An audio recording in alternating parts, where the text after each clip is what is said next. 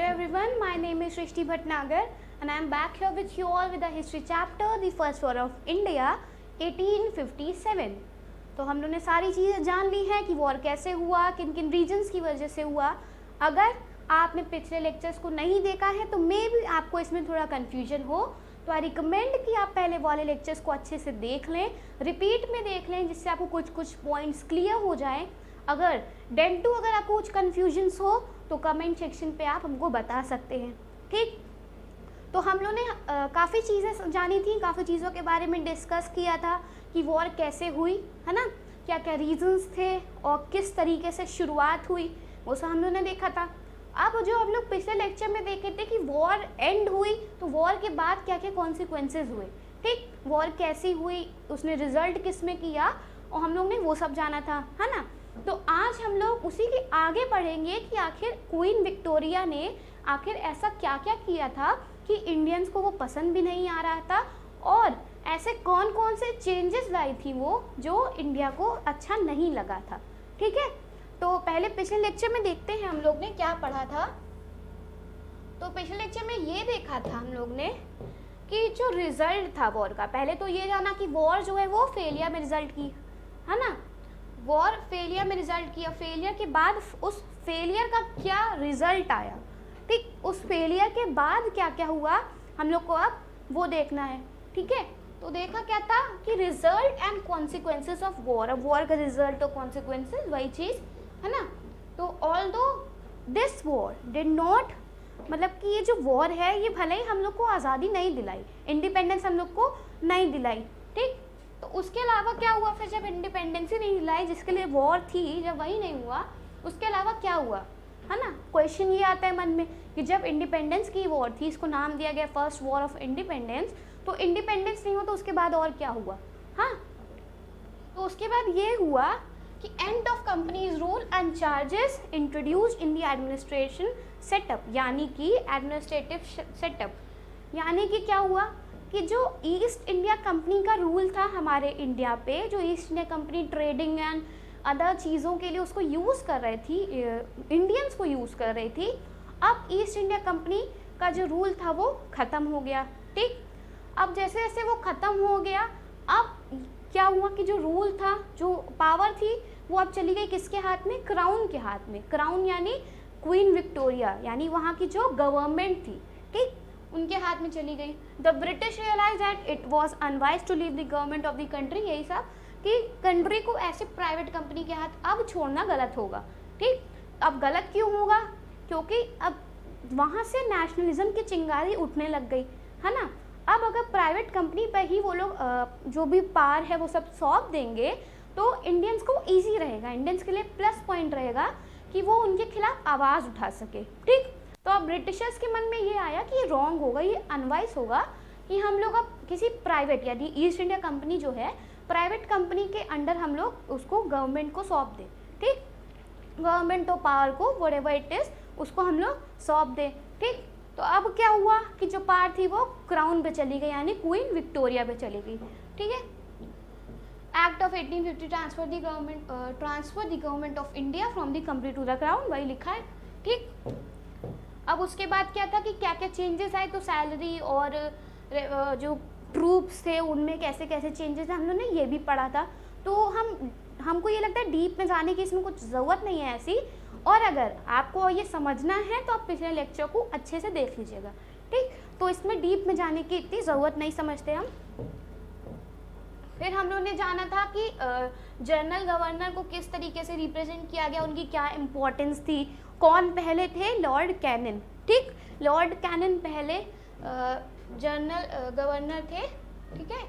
Lord canine जो है वो पहले थे, लॉर्ड कैनिन फर्स्ट, ठीक, लॉर्ड कैनिन पहले गवर्नर जनरल थे इंडिया के, ठीक है। अब क्वींस प्रोक्लेमेशन, अब क्वीन ने एक प्रोक्लेमेशन जारी किया था, यानी एक ट्रीटी हम लोग कह सकते हैं, कॉमन लैंग्वेज में एक ट्रीटी जारी की थी, जिसके तहत क्या था कि काफ़ी सारे रूल्स थे और काफ़ी सारे प्रोमिसेस थे, ठीक, जो हम लोग अभी आज डिस्कस करेंगे।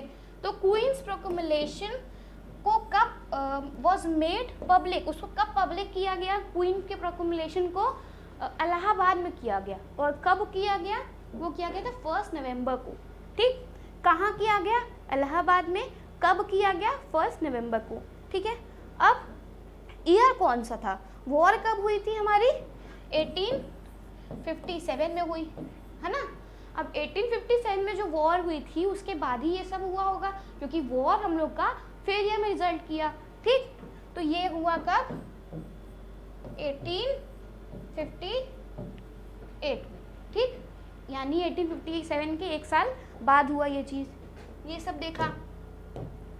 अब ये है क्वीन विक्टोरिया। ठीक है, ये है क्वीन विक्टोरिया।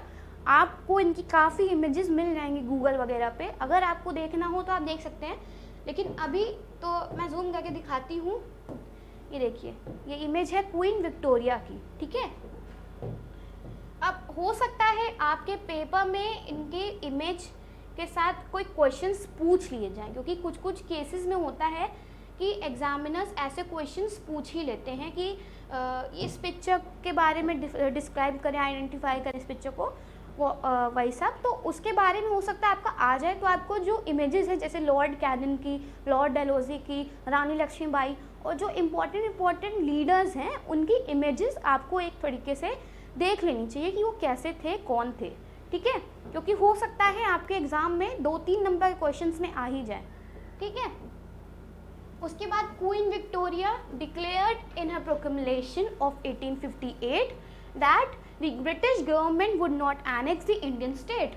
अब उन्होंने क्या लिखा था उसमें? जो ब्रिटिश गवर्नमेंट है वो इंडियन स्टेट को एनेक्स नहीं करेगी, उन्होंने प्रॉमिस किया। ठीक, all the treaties that the prince had concluded with the company would honor, यानी कि जो भी प्रिंस की ट्रीटीज थी उसको अब ऑनर किया जाएगा, उसको अब रिस्पेक्टफुली उनकी उसको समझा जाएगा। ठीक है, उसको ऑनर किया जाएगा।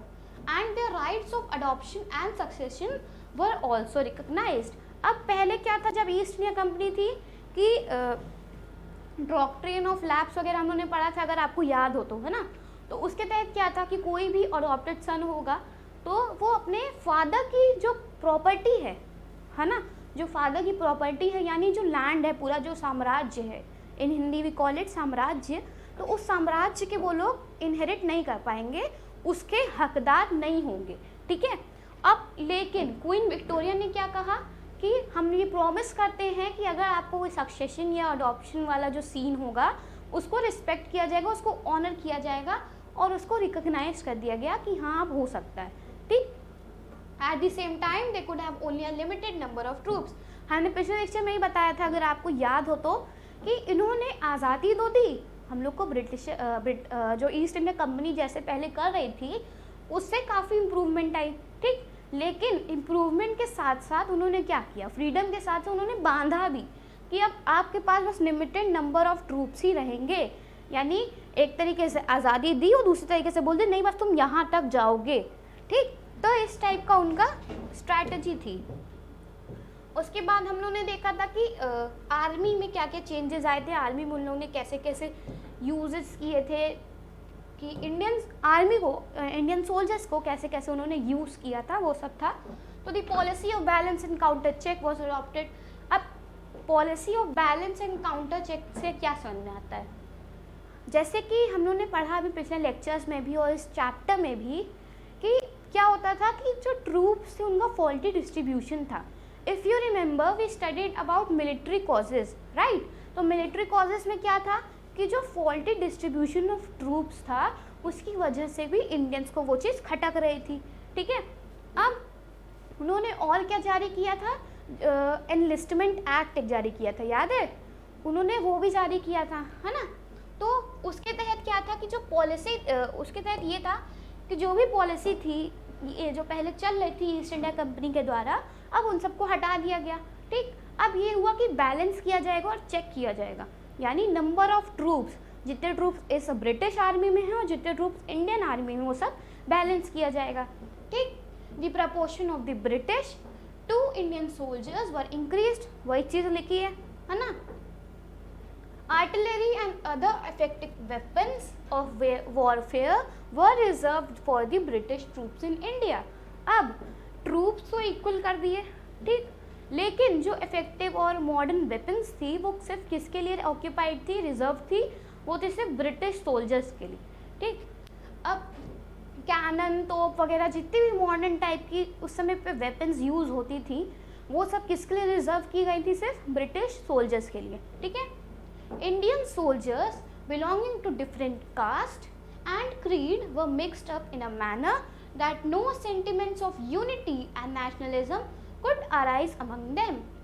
अब इससे क्या समझ में आता है, क्वीन विक्टोरिया ने अपना ब्रेन किस तरीके से यूज़ किया।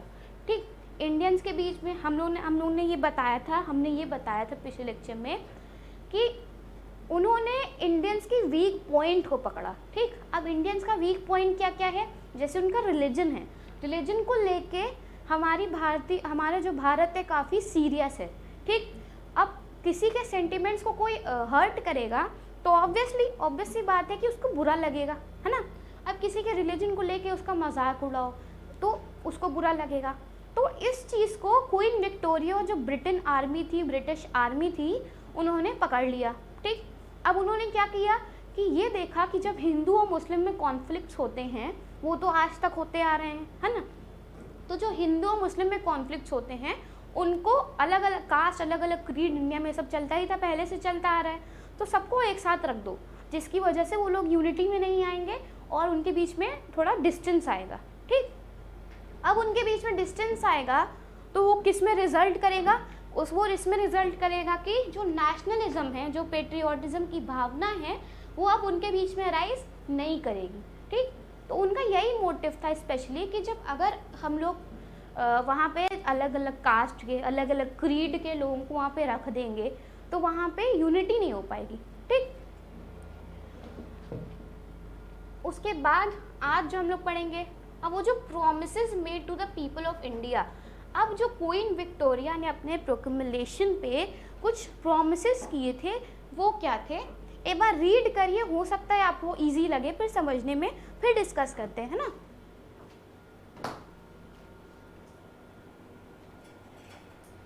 Queen Victoria in a proclamation of 1858 said not to interfere with the religion belief of the people of India। यानी कि अपने प्रोक्लेमेशन पे उन्होंने क्या प्रॉमिस किया, 1858 का जो प्रोक्लेमेशन था उसमें उन्होंने क्या प्रॉमिस किया, है ना। हम इसमें यही लिखा है, उसमें उन्होंने ये प्रॉमिस किया कि अब उनमें जो ब्रिटेन है, यानी जो ब्रिटिश है, वो अब इंडियंस के रिलीजन में, उनके कस्टम्स में इंटरफेयर नहीं करेंगी। ठीक है, क्या प्रॉमिस किया, याद करना ज़रूरी है इसको, क्योंकि अगर आपको बाय हार्ट ये चीज़ याद होगा तो आप फिर इसको एक्सटेंड करके इजीली लिख सकते हैं। ठीक है, तो क्वीन विक्टोरिया इन हर प्रोक्लेमेशन, ईयर लगाना ज़रूरी है, ईयर याद रखना ज़रूरी है। ठीक है, तो ईयर आप लोग याद रखिए, ईयर कौन सा है, 1858 है। ठीक, not to interfere with the religious belief of people of India। अब उन्होंने क्या किया, जो रिलीजियस बिलीफ था उस पर इंटरफेयर ना करने का उन्होंने प्रॉमिस किया। ठीक, ये हो गया पहला पॉइंट कि उन्होंने क्या क्या प्रॉमिसेस किए थे। The queen also promised equal treatment. अब क्वीन ने क्या प्रॉमिस किया, इक्वल ट्रीटमेंट भी प्रॉमिस किया। अब देखो, जब ईस्ट इंडिया कंपनी थी, मतलब कि जब गवर्नमेंट ईस्ट इंडिया कंपनी के थ्रू चलती थी, जब रूल ईस्ट इंडिया कंपनी के थ्रू होता था, तो उस टाइम पे क्या होता था, ब्रिटिश जो थे, जो ब्रिटेन आर्मी थी, वो लोग इंडियंस को काफ़ी ख़राब नज़र से देखते थे। ख़राब नज़र इन द सेंस कि उनको काफ़ी छोटा समझते थे। ठीक है, कि इंडियंस को आता नहीं है, ये नहीं आता, मतलब उनको काफ़ी छोटा समझते थे। अब जैसे पढ़ा था कि वो सुपरस्टिशन, हम लोग पूजते हैं भगवानों को, जैसे कि हम लोग लॉर्ड शिवा और गणेशा, ऐसे से हम लोग जो वर्शिप करते हैं भगवान को, आइडल्स को, तो अब वो लोग उसका भी मजाक उड़ाने लग गए थे। ठीक, अब वो लोग उसके लिए भी बोलते थे कि अरे ये तो सुपरस्टिशंस पे बिलीव करते हैं। सुपरस्टिशन यानी अंधविश्वास। ठीक है, तो वो लोग इसमें भी विश्वास करते हैं, ऐसे करके हम लोग को, इंडियंस को वो लोग दबाते थे। ठीक, उसके अलावा अब इंडियंस के कलर यानी रेशियल डिस्क्रिमिनेशन, जैसे कास्ट हो गया, कलर, क्रीड, ऐसी ऐसी चीज़ों पर भी इंडियंस को नीचा दिखाते थे, यानी उनको लो फील करवाते थे। ठीक, अब जैसे इंडियंस का कॉम्प्लेक्स थोड़ा डार्क है as compare to foreign people, है ना। तो अब उनका डार्क कॉम्प्लेक्सन होने की वजह से they use to maintain social distancing. ठीक, आज वाला सोशल डिस्टेंसिंग तो अलग वाला है। हाँ, उस टाइम पे क्या था कि सोशल डिस्टेंसिंग किस टाइप का कि वो जैसे कलर है, अब थोड़ा कोई डार्क कॉम्प्लेक्शन का बंदा है, ठीक, कोई डार्क कॉम्प्लेक्शन का इंसान है, ठीक, अब वो इंसान दूसरे इंसानों से दूर बैठेगा क्योंकि सिर्फ उसका डार्क कॉम्प्लेक्शन है, तो ये डिस्क्रिमिनेशन हुआ, भेदभाव हुआ, है ना। तो यही चीज़ कौन करता था, ब्रिटिश करते थे इंडियंस के साथ, इक्वल ट्रीटमेंट नहीं देते थे। ठीक, अब जैसे पुअर पीपल हैं और राजा लोग हैं, तो राजा लोग से वो लोग अच्छे से बात करते थे, ठीक, थोड़ा रिस्पेक्टफुली बात करते थे। लेकिन उसी दूसरी तरफ देखा जाए तो जो पुअर पीपल थे, ये उनको वो ब्रिटिश जो थे वो अजीब ढंग से ट्रीट करते थे।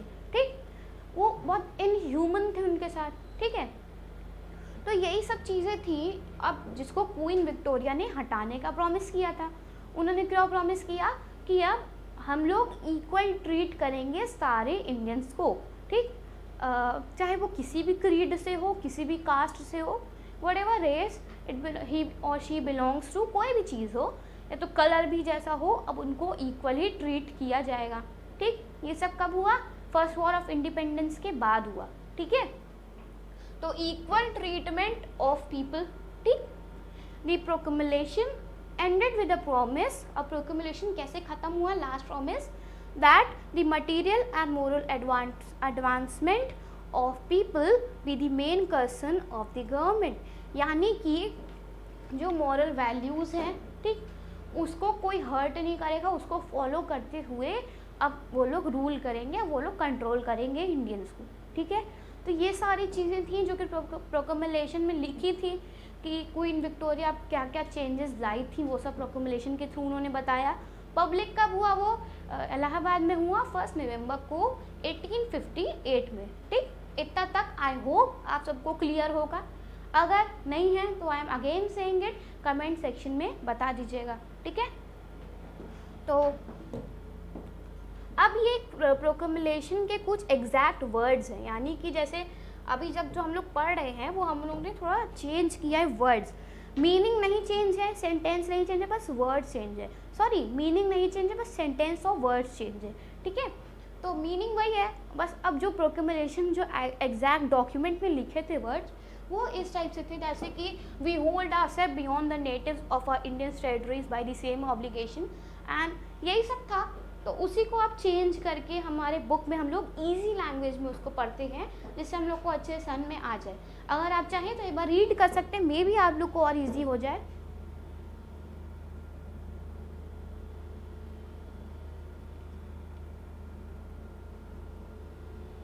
देखिए, डेट है नवंबर 1, 1858। डेट मत भूलिएगा और जगह मत भूलिएगा। जगह कौन सी थी, इलाहाबाद, है ना।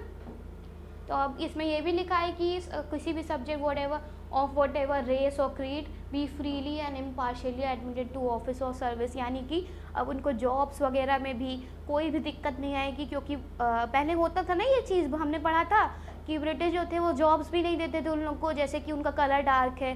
तो यही सब चीज़ों के ऊपर अब उन्होंने वर्क किया, उन्होंने चेंज किया।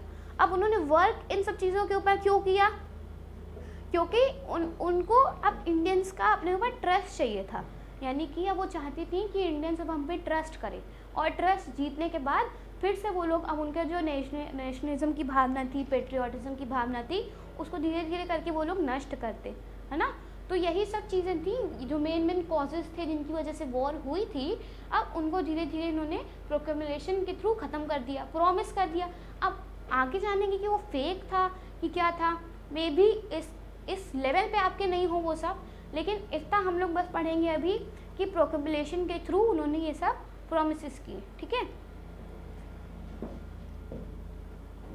अब उसके बाद क्या है, policy of divide and rule. अब देखो, अगर आपने वर्ल्ड वॉर के बारे में पढ़ा होगा, हिटलर के बारे में अगर आपने पढ़ा या सुना होगा, तो हिटलर की क्या पॉलिसी थी, डिक्टेटर उसको कहा जाता है, हिटलर वही हो गया। तो उनकी क्या पॉलिसी थी, उनकी ये पॉलिसी थी कि डिवाइड एंड रूल, यानी कि ये ह्यूमन नेचर है, ठीक। अब इसको कोई चेंज नहीं कर सकता, ये तो ह्यूमन नेचर है। चाहे भी हम लोग अपनी फैमिलीज़ में देखें, फ्रेंड सर्कल में देखें, या कहीं पर भी देखें, कोई बड़े ऑर्गेनाइजेशन में देखें, कहीं पे भी देखें, ऑफिस हो गया, व्हाटएवर प्लेस इट इज़, तो कोई भी जगह है वहाँ पे अगर थोड़ी सी मिसअंडरस्टैंडिंग क्रिएट हो जाती है तो लोग डिवाइड होना शुरू हो जाते हैं, ठीक। तो जब डिवाइड होंगे तो उनके मन में वही सब चलेगा, मिसकॉन्सेप्शन होगा एक दूसरे के प्रति, है ना, मिसअंडरस्टैंडिंग्स क्रिएट होंगी और ज़्यादा। अब जैसे जैसे वो बढ़ती जाएंगी वो लोग डिवाइड होते जाएंगे, और जो रूलर है, जो एक टॉप से रूल करने की कोशिश कर रहा था, जो यही चाहता ही था, अब उसको ईजी हो जाएगा, यानी डिवाइड कर दिया, अब इधर भी रूल करो और इधर भी रूल करो, क्योंकि अब जितने भी लोग हैं वो सब किसकी बात सुनेंगे, रूलर की बात सुनेंगे, ठीक। क्योंकि अब भाई उन्होंने तो सही बोला होगा। अब जब मिसअंडरस्टैंडिंग क्रिएट होती है तो क्या होता है कि अब जो भी कुछ आके बोल देता है हम लोग को उस पर बिलीव हो जाता है, ठीक। हम लोग कभी कभी ऐसा करते हैं, ह्यूमन नेचर है कि बिना किसी की बात सुने पूरी हम लोग जजमेंट ले लेते हैं, हम लोग डिसीजन ले लेते हैं, है ना। तो वही बंदा वो चाहता है सामने वाला कि मिसअंडरस्टैंडिंग क्रिएट हो, ठीक। अब हम लोग उसी की बात सुनेंगे तो ये क्या होगा, डिवाइड एंड रूल। उसने पहले डिवाइड किया, उसने मिसअंडरस्टैंडिंग्स क्रिएट की, अब उसने उसके बाद उस पर रूल करना शुरू किया, ठीक है। तो द चीफ एंड प्रिंसेस, यानी कि जो वहाँ पे प्रिंस थे, जो वहाँ पे प्रिंसेस थे, तो अब क्या हुआ, जो प्रिंस थे वहाँ के, वो चीफ थे, तो वह being converted into royal supporters of British Raj. अब क्या होने लगा कि अब हमने जैसे ही बताया था अभी थोड़ी देर पहले कि पुअर पीपल को वो लोग अच्छे तरीके से नहीं ट्रीट करते थे। अब उसी के कंपैरिजन में देखें तो राजा महाराजा जो होते थे उनको वो लोग अच्छे से ट्रीट करते थे, उनके साथ ठीक से बात करते थे, ठीक। तो अब पुअर पीपल के मन में क्या आएगा, पुअर पीपल के मन में ये आएगा कि जो हमारे राजा हैं, जो हमारे प्रिंस हैं, वो लोग किसकी तरफ हो गए हैं, ब्रिटिश की तरफ हो गए, ठीक। अब वो लोग ब्रिटिश के सपोर्ट में है ना। और यही मोटिव था किसका, ब्रिटेन और ब्रिटिश का, है ना, ब्रिटेन और ब्रिटिश का। तो this was done to create a wall of separation between the prince and the ordinary masses of the land. अब ये क्यों किया गया, यानी कि अब राजाओं को अच्छे से तरीके से ट्रीट करते थे और पुअर पीपल को इतने अच्छे से नहीं ट्रीट करते थे। तो राजा को जब अच्छे से वो ट्रीट करते थे तो ऑब्वियसली राजा भी उनको अच्छे से ट्रीट करते होंगे, है ना। तो जब राजा भी उनको अच्छे से ट्रीट करते थे तो उनके मन में क्या आया, जो पुअर पीपल थे उनके मन में क्या आया, जो बाकी जनता थी उनके मन में ये आया कि जो हमारे राजा लोग हैं वो उनके सपोर्ट में हैं, ठीक। अब ऐसा क्यों किया गया था, अब ब्रिटिश ने, जो ब्रिटेन सोल्जर्स थे, आर्मी थे, लॉर्ड थे, अब उन्होंने ऐसा क्यों किया, ब्रिटेन पीपल ने ऐसा क्यों किया, इसलिए किया क्योंकि वो चाहते थे कि जो लैंड मास के जो मतलब जो पीपल हैं, जो जनता है और जो राजा हैं, उनमें एक सेपरेशन की वॉल आ जाए, यानी मिसअंडरस्टैंडिंग। वही बात हुई ना कि मिसअंडरस्टैंडिंग क्रिएट हो जाए, ग्रुप डिवाइड हो जाए, ठीक। For the uprising of Hindu Muslim unity. अब ये चीज़ जो है वो नेगेटिव हो गई, किसके लिए, ब्रिटिश के लिए। नेगेटिव कैसे हो गई, अब उन्होंने डिफरेंट कास्ट क्रीड वाले लोगों को एक प्लेस पे इकट्ठा किया था ना। तो अब वो लोग ये चाहते थे कि इनके बीच में मिसअंडरस्टैंडिंग हो, कॉन्फ्लिक्ट हो, ये लोग टूट जाएं, डिवाइड हो जाए, तो उसके बाद वो लोग रूल करते, ठीक। लेकिन उसका उल्टा हुआ, उसका उल्टा क्या हुआ, जो मुस्लिम और हिंदू थे उनके बीच में यूनिटी बढ़ना शुरू हो गई, ठीक। तो ये काफ़ी बड़ा प्लस पॉइंट था ना, काफ़ी बड़ा प्लस पॉइंट हो गया किसके लिए, इंडियंस के लिए, ठीक। तो उनके बीच में यूनिटी बनना शुरू हुई। उसके बाद नाना Sahib, Tatya Tope and others recognise Bahadur Shah a Muslim as the emperor. अब जैसे जैसे मुस्लिम्स और हिंदुओं के बीच में यूनिटी बढ़ना शुरू हुई, उसके बाद क्या हुआ कि तात्या तोपे और जितने भी लीडर्स थे उन्होंने एक मुस्लिम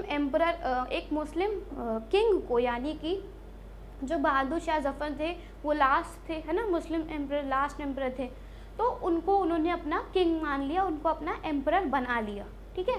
तो बहादुर शाह जफर को रिकॉग्नाइज किया गया, कैसे, अपने एम्परर के रूप में, ठीक है। बहादुर शाह जफर क्या थे? मुस्लिम थे। तो ये क्या शो कर रहा है? यूनिटी शो कर रहा है। ठीक, अब सारे लीडर्स हिंदू, सारे नहीं मतलब रेशियो अगर हम लोग देखेंगे तो ज़्यादातर हिंदू, ठीक, और फिर मुस्लिम। अब हिंदू और मुस्लिम यूनाइट हो गए, ठीक, अब उनमें यूनिटी बढ़ गई। अब जैसे जैसे यूनिटी बढ़ी उन्होंने बहादुर शाह जफर को अपना एम्परर के रूप में मान लिया, ठीक है। अब उसके बाद क्या हुआ, both Hindus and Muslims combined against the British, यानी कि अब सबके मन में ब्रिटिश को लेके एक गुस्सा तो था ही, एक आक्रोश तो था ही। अब वो लोग उसको लेके आपस में यूनाइट हो गए, ठीक है। अब उनमें और यूनिटी आती गई, ठीक। अब वो किसके खिलाफ यूनाइट हो गए, फॉरेनर्स के, यानी वही ब्रिटिश के, ठीक। The British viewed this development, अब ब्रिटिशर्स की नज़र में ये डेवलपमेंट आ गया, ठीक। अब देखते हैं कि जब ये सारी यूनिटी ब्रिटिशर्स की नज़र में आ गई उसके बाद क्या हुआ, ठीक। तो British viewed this development, Britishers को ये डेवलपमेंट दिखा। They tried to create misunderstanding between the Muslim and the Hindus, फिर से उन्होंने वही कोशिश की। उन्होंने अब क्या किया, मिसअंडरस्टैंडिंग क्रिएट करने की कोशिश की, किसके बीच में, हिंदुओं के बीच में और मुस्लिम्स के बीच में, ठीक। Soon after the war the British turn against मुस्लिम, अब अचानक से जो युद्ध हुआ था, जो वॉर हुआ था, उसके बाद जो ब्रिटिश थी, जो ब्रिटिश पीपल थी, वो अचानक से अगेंस्ट हो गई मुस्लिम्स के। Reason is not mentioned here nor in your book, तो रीज़न नहीं पता, लेकिन वो अचानक से मुस्लिम्स के अगेंस्ट हो गई। अगर हम लोग इसको अपना कॉमन सेंस यूज़ करें, अपना ब्रेन यूज़ करें, तो रीज़न ये भी हो सकता है कि अब वो लोग चाहते थे कि मुस्लिम और हिंदू में कॉन्फ्लिक्ट हो जाए, है ना, लेकिन नहीं हुआ। तो अब मुस्लिम माइनॉरिटी में थी और हिंदू जो थे वो मेजॉरिटी में थे, ठीक। अब जो माइनॉरिटी मेजॉरिटी का था, तो इतना तो समझ में आ रहा है कि जब मेजॉरिटी ज़्यादा होती है तो डिसीजन भी एक ही निकल के आता है, लेकिन जब माइनॉरिटी होती है तो इतना अच्छे से डिसीजन नहीं सामने आता है, ठीक, कि किसके प्रति हम लोग को क्या करना है। तो वो लोग मुस्लिम्स को, हो सकता है, this is my assumption only, ऐसा हो सकता है, अजम्पशन है बस, कि जो मुस्लिम्स हैं उनके थ्रू किस लिए उनको गुस्सा आया होगा, किस लिए ब्रिटिशर्स को गुस्सा आया होगा, क्योंकि एक तो वो माइनॉरिटीज़ में थे, ठीक। उसके अलावा उन्होंने ब्रिटिश की बात ना सुन के उन्होंने हिंदुओं की बात सुनी। अगर हो सकता है इसका रीज़न कुछ और भी हो, ठीक। आई एम नॉट सेइंग कि this is the only reason, इसका हो सकता है रीज़न कोई और हो, ठीक। अब जैसे जैसे हमने चैप्टर पढ़ा है, हम लोगों ने डिस्कस किया है, उसके बेसिस पे बस एक अजम्पशन था मेरा कि हो सकता है यही रीज़न हो। अगर आपको ये रीज़न मिले कि ब्रिटिश जो वॉर के बाद ब्रिटिश जो है मुस्लिम्स के अगेंस्ट क्यों गए, तो प्लीज़ इसको कमेंट सेक्शन में ज़रूर बताइएगा, ठीक। अपना पॉइंट ज़रूर रखिएगा कि ऐसा क्यों हुआ होगा आखिर, है ना। बिना सर्च करे, बिना कुछ करे, अगर आपको अभी तक का जितना भी लेक्चर्स हैं वो सब क्लियर होंगे, अपने दिमाग से, अपने ब्रेन यूज़ करके, कॉमन सेंस यूज़ करके बस एक पॉइंट रखिएगा कि ऐसा क्यों हो सकता है, ठीक। और अगर रीज़न मिल जाता है तो बहुत अच्छी बात है, वो भी बहुत अच्छी बात है ना। तो आगे बढ़ते हैं, और क्या था। However growing nationalism of the Hindus made them unfriendly in the eyes of British, अब मुस्लिम्स के प्रति तो वो मुस्लिम्स के अगेंस्ट तो हो ही गए थे, ठीक। अब वो लोग हिंदुओं को भी अनफ्रेंडली मानने लगे, अनफ्रेंडली उनकी नज़र में हो गए। क्यों हो गए, क्योंकि हिंदुओं के मन में जो नेशनलिज्म की भावना देख रहे थे वो लोग, अब उनको डर लगने लग गया था कि कहीं हम लोग का राज छिन ना जाए, जो ब्रिटिश राज फैला था वो अब छिन ना जाए, ख़त्म ना हो जाए, ठीक। तो इसीलिए अब वो हिंदुओं को भी बुरा मानने लग गए, ठीक। द मेन कॉन्सिक्वेंसेज, अब इसका मेन कॉन्सिक्वेंस क्या हुआ, और डिवाइड एंड रूल, यानी कि जो मेन कॉन्सिक्वेंस था किसका, डिवाइड एंड रूल का, जो अभी तक हम लोग पढ़ रहे थे। The Prince turn against their own people and a rift between Hindu Muslims, अब क्या हुआ, जो ये लोग डिवाइड एंड रूल का प्लान बना रहे थे वो इन लोग का धीरे धीरे लेकिन सक्सेसफुल होने लग गया, ठीक। कैसे होने लग गया, कॉमन पीपल इतनी एजुकेटेड नहीं थी, इतनी स्मार्ट नहीं थी कि वो उनके षड्यंत्र को समझ पाती, ठीक है। अब उनको ये लगने लग गया कि हमारे राजा हमसे प्यार नहीं करते हैं, अब वो ब्रिटिशर्स के साथ हो जाएंगे, ठीक। अब जिसकी वजह से एक दीवार खड़ी होनी शुरू हो गई, मिसअंडरस्टैंडिंग की किसके बीच, राजाओं और जनता के बीच खड़ी होने लग गई।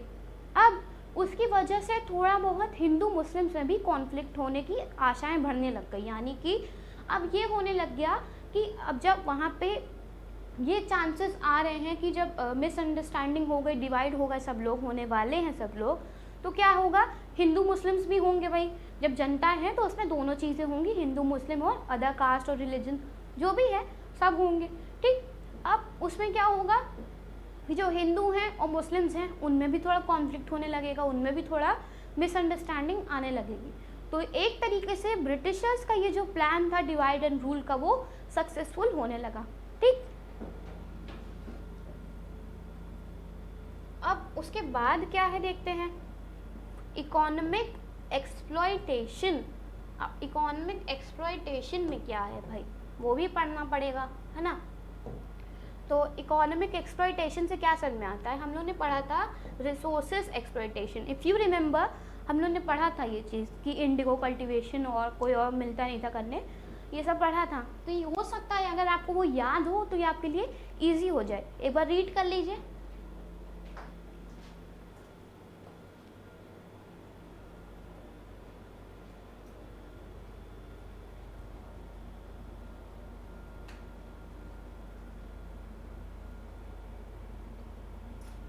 हाँ, तो क्या लिखा है, India now became the field of economic exploitation, यानी कि ये जो इकोनॉमिक स्टेट थी, जो इकोनॉमिक पोजीशन थी, उसको काफ़ी तरीके से एक्सप्लॉयट किया गया, ठीक। Field of exploitation, economic exploitation not of a single trading concern but of the entire British people, यानी कि सिर्फ एक इंडिविजुअल के लिए नहीं, सिर्फ एक इंस्टीट्यूशन के लिए नहीं, बल्कि पूरे ब्रिटेन के लिए, पूरे ब्रिटिश के लिए एक इकोनॉमिक एक्सप्लॉयटेशन बन गया इंडिया, ठीक है। अब वो कैसे बन गया ये देखते हैं। हम लोग ने पढ़ाई है ना पिछले लेक्चर में कि जो फार्मर्स थे उनको क्या किया जाता था, फोर्स किया जाता था, ठीक। उनको ये फोर्स किया जाता था कि आप बस अब वही क्रॉप्स उगाएंगे जो हम लोग बोलेंगे, ठीक है। अब वो क्रॉप कौन सी थी, इंडिगो थी। इंडिगो को यूज़ किया जाता था उस समय डाई बनाने में, ठीक। अब उस डाई से क्या होता था, जैसे क्वीन विक्टोरिया की ड्रेस हैं उसको कलर करने के लिए, उसको डाई करने के लिए वो सब यूज़ किया जाता था, ठीक है। तो वो सब इंडिया से ही जाता था। अब हम लोगों ने जैसे पढ़ा था कि पैसा जो था, जो इकोनॉमिक, जो ट्रेडिंग में उन लोगों को पैसा मिलता था, काफ़ी कम मिलता था एज़ कम्पेयर टू प्रोडक्शन, यानी जैसी प्रोडक्शन होती थी, जितनी प्रोडक्शन होती थी उसके कंपैरिजन में काफ़ी कम उन लोग को पैसा मिलता था, ठीक। यहाँ से वो ज़्यादा रेट, यहाँ से वो कम रेट में जाता था, ब्रिटेन में बिकता था। उसके बाद जब उसी प्रोडक्ट से फाइनल प्रोडक्ट बन के आता था, फाइनल मटेरियल बन के आता था, तो उसको यहाँ इंडिया में आके ज़्यादा पैसे में बेचा जाता था। तो ये सब चीज़ों की वजह से इंडिया सेंटर बन गया किसका, इकोनॉमिक्स एक्सप्लॉयटेशन का, ठीक। The number of Englishman in India both private individuals and members of service increased। अब पहले क्या था कि इंडियंस को फोर्स किया जाता था, सिर्फ इंडियंस को फोर्स किया जाता था कि आप ये करो, आप वैसा करो, वैसा करो, यानी पूरा उनके अंडर थे इंडियंस, पूरा उनकी कठपुतली बन गए थे, एक तरीके से पपेट बन गए थे, ठीक। अब क्या हुआ धीरे धीरे कि जो नंबर ऑफ ब्रिटिश मैन थे, जो ब्रिटिश आर्मी ट्रूप्स और ब्रिटिश वर्कर्स, वो सब जो थे उनको हमारे इंडिया में बढ़ा दिया गया, ठीक। अचानक से उनको बढ़ा दिया गया जिससे कि वो एक नज़र भी रख सके, पहली चीज़ तो एक नज़र रख सके कि क्या हो रहा है इंडिया में। अब ईस्ट इंडिया कंपनी का तो रूल हट गया, क्राउन पे चला गया, है ना। तो क्या हुआ कि वो लोग ब्रिटिश मैन को बढ़ाना शुरू करें जिससे वो नज़र रख सके इंडियंस पे, ठीक। हर जगह इंडिविजुअली चाहे अगर कोई काम कर रहा हो तो उसमें भी अब वो लोग ग्रुप बनाने लग गए, मेंबर्स बनाने लग गए उसमें, ठीक। और ऑर्गेनाइजेशन जो थी, जितनी भी बड़ी बड़ी ऑर्गेनाइजेशंस थी, उसमें भी ब्रिटिश मैन को बढ़ा दिया गया, ज़्यादा कर दिया गया, ठीक। The salary, secretary of state, civil servants and military officers were a large drain on the country's resources, यानी कि हम लोगों ने जो पढ़ा था सेक्रेटरी ऑफ स्टेट और गवर्नर जनरल, ये सब जो पढ़ा था, अब उनकी सैलरी भी इंडिया से ही जाती थी जो इंडिया में प्रोड्यूस होता था, जो भी इंडिया में काम वगैरह होते थे, उसी के थ्रू जो पैसा आता था उसी से उनको सैलरी दी जाती थी, ठीक। और उस सैलरीज को एकदम हाई कर दिया गया था, ठीक, मतलब काफ़ी अच्छी वेजेस मिलने लग गई थी उनको। अब the British invested their surplus capital in India in railways, coal mines, jute mines etcetera. यानी कि क्या हुआ कि अब वो लोग सैलरीज में पैसा नहीं लगा रहे थे। किस में पैसा नहीं लगा? सैलरीज में बिल्कुल पैसा नहीं लगा रहे थे। पैसा वो लोग किस में लगा रहे थे? इनोवेशंस में। यानी कि वो लोग पैसा लगा रहे थे कि इन्वेस्ट कर रहे थे किसमें, जिससे कि यहाँ पे काफ़ी इनोवेशंस हो सके। जैसे रेलवेज ब्रिटिशर्स ने किया है ना, तो रेलवे हो जाए, अब कोल माइंस हो जाए, उसके बाद जूट मिल्स हो जाए, तो ये सारे इनोवेशंस भी ब्रिटिशर्स ने ही किया, ठीक। और सारा पैसा उन्होंने इसी में लगा दिया था। तो ये तो हम लोगों ने पढ़ लिया कि प्रोक्लेमेशन के बाद क्या हुआ, प्रोक्लेमेशन कैसे रिजल्ट किया, और अलग अलग चीज़ें हम लोग ने इसमें पढ़ ली, ठीक। अब ये जो फर्स्ट वॉर ऑफ इंडिपेंडेंस है, काफ़ी जगहों पर हुआ, काफ़ी जगह की वजह से हुआ, काफ़ी जगहों पर हुआ और काफ़ी लोगों की वजह से हुआ, है ना, काफ़ी लोगों की वजह से हुआ, जगहों पर हुआ। तो नेक्स्ट लेक्चर में हम कोशिश करेंगे कि उसको कवर करेंगे पूरा, ठीक।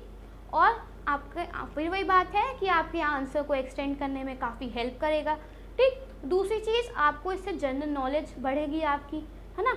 अब जनरल नॉलेज भी बढ़ेगी, ऊपर से आपका आंसर इंफॉर्मेटिव हो जाएगा काफ़ी। तो see you in the next lecture. Thank you for today.